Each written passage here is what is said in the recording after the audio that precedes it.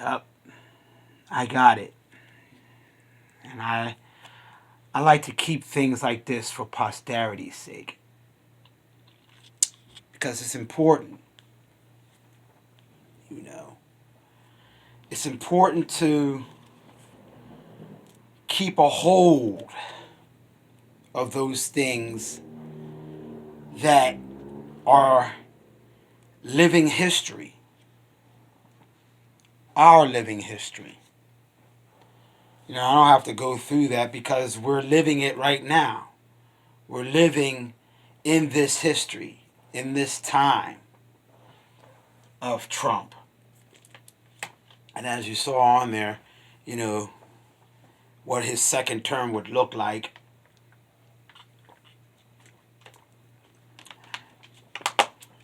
Well, that's not going to happen. And it's not going to happen for many reasons. But let me tell you some of the things that we have to be thankful for on this day of mourning.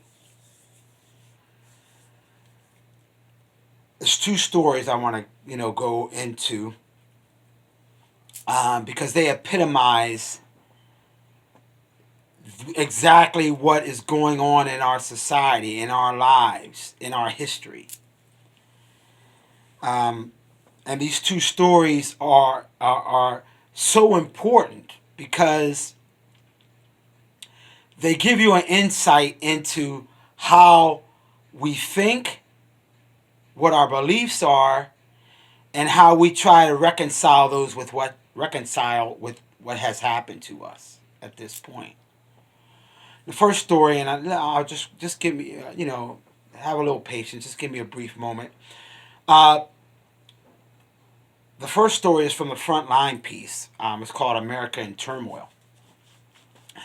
And it realizes different points of view from different people in different parts of our country.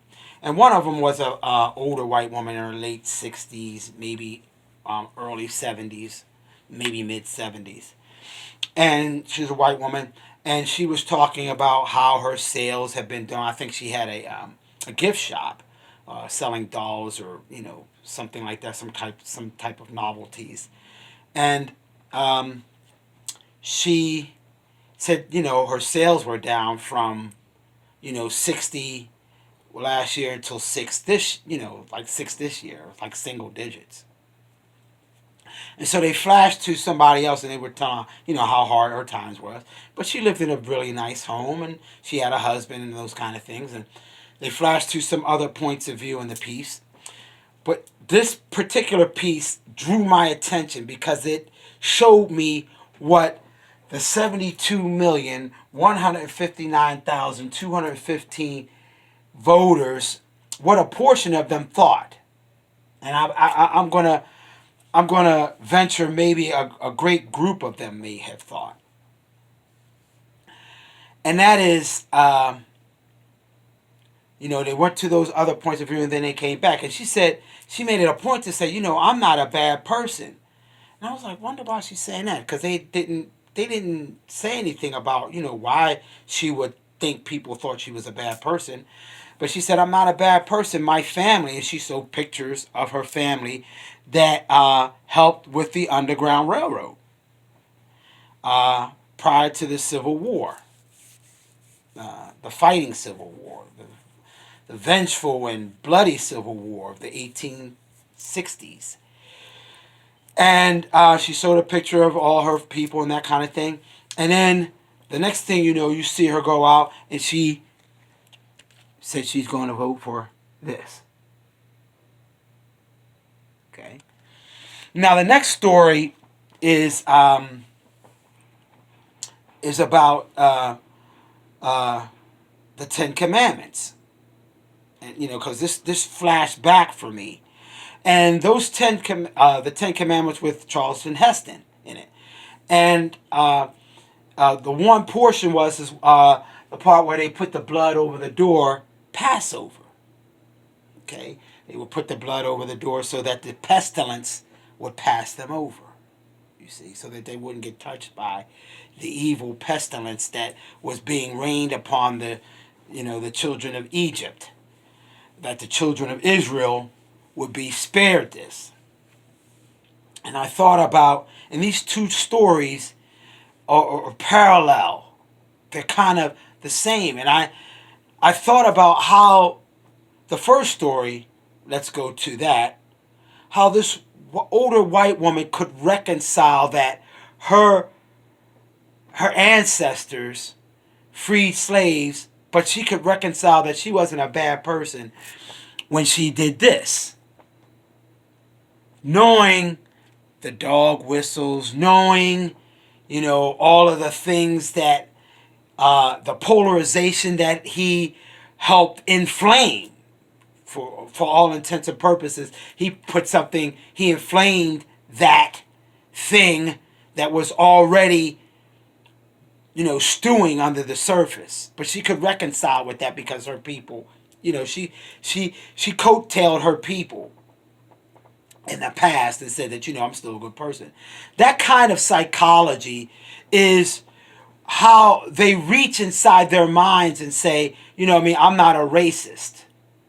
When just because your parents did it, or just because they even help people, if somewhere inside of you you think that you are superior, you think that that you're law and order, you can reconcile that. You can say that I'm not a bad person and I can still do this. They try to reconcile that negative behavior with something that they possibly might believe in. But you can't do that. You see? And on to the metaphysical story that I told.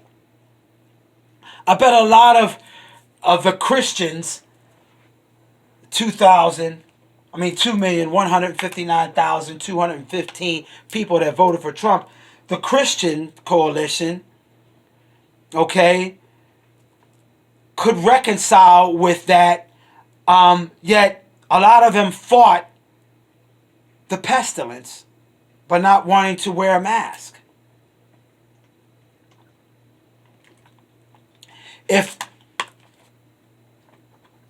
If God is their main focus, and that if putting on a mask could have the pestilence pass over them, why wouldn't they wear a mask?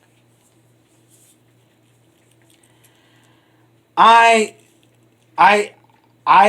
as a psychology major and as a person who has studied human behavior, I can tell you that these things are not only a civil war in the mind, but it brings a civil war to the soul and the spirit of what this country didn't want to be about. It didn't want to be about dictatorship. It didn't want to be about, a man that found himself being able to call on other Republicans and they bow down to his will and try to, change the outcome of the voices that our founding fathers said would be our voices. Sure, they didn't mean many people that look like you and I, but I think somewhere inside of them they were hoping that we would get to that place. And that we have got to that place. And there's so many people that are still fighting so hard to keep us from getting to the place of freedom, of the voice of the people, of the voice of the collective. They're trying to get us, they're trying to still fight that. That when the Declarations of Independence was written, underneath the table was the evil and the bug and the boogeyman of slavery. Of saying that another man is not equal in my eyes because of his ancestry, because of his skin. Because Yes, we did sell ourselves into slavery, but isn't it your position that you take the higher ground, or no? Only if you only want to take the higher ground when it benefits you, when you are superior. I can take the higher ground when I'm superior over you. But if I'm equal to you, then I don't want to take the higher ground. I want to ostracize you. I want to belittle you. I want to bring in a dictator to hold my superiority over you. And at the end of the day, we had to inundate the electorate to fight this off. We are thankful that the 77,083,679 people stopped this